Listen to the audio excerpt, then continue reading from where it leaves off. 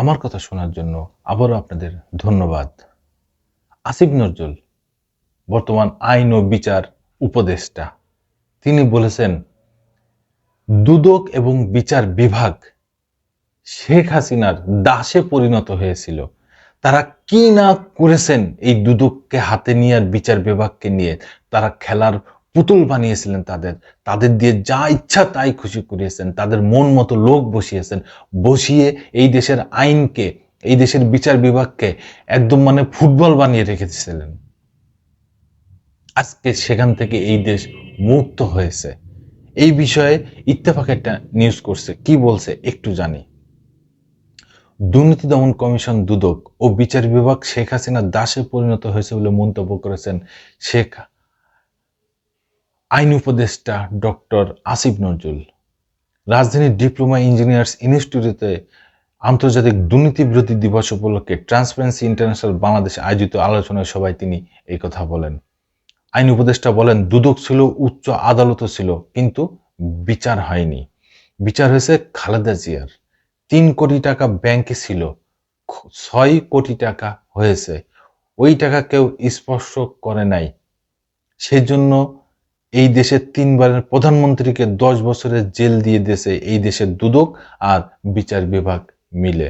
আর সেই চোর প্রধানমন্ত্রী শেখ হাসিনা, যার পুরো পরিবার ছিল চোর, সে সারা দেশে বলে বেড়াতো এতিমের টাকা নাকি খালেদা জিয়া আত্মসাৎ করেছে।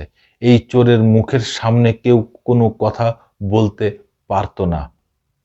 দুদক তার দাসে পরিণত হয়েছিল, বিচার বিভাগ তার দাসে পরিণত হয়েছিল।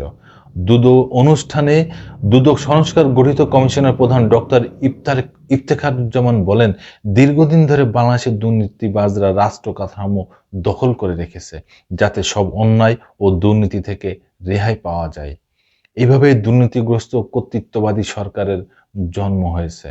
তিনি আরো বলেন, সংস্কার কাজ করতে গিয়ে রাষ্ট্রের বিভিন্ন প্রতিষ্ঠানের দুর্নীতি সহ দুদক কর্মকর্তাদের দুর্নীতির ভয়াবহ চিত্র ধরা পড়েছে।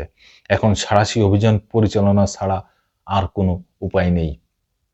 দেখেন, আসিফ নজরুল ফাঁকে একটা কথা বলে ফেলেছেন যে খালেদা মাত্র 3 কোটি টাকা জন্যে 10 বছরের জেল হয়েছে তার, কিন্তু সেই টাকা সেই ব্যাংকেই আছে। সেই টাকা সুদে আসলে 6 কোটি টাকা দাঁড়িয়েছে। আর যদি আপনি হিসাব করেন যে হাসিনার পরিবার কত টাকা দুর্নীতি করেছে, কত টাকা বিদেশে পাচার করেছে, তার মন্ত্রীরা, তার এমপিরা, তাদের যদি আপনি হিসাব করেন, তাহলে তো কিয়ামত পর্যন্ত এদের জেল হয়ে যাবে। দর্শক বন্ধুরা, আমার কথা যদি আপনারা সমর্থন করেন তাহলে অবশ্যই কমেন্টসে জানাবেন। ধন্যবাদ। আবার আসবো নতুন কোনো কথা নিয়ে, নতুন কোনো ঘটনা নিয়ে। আমি প্রিন্স।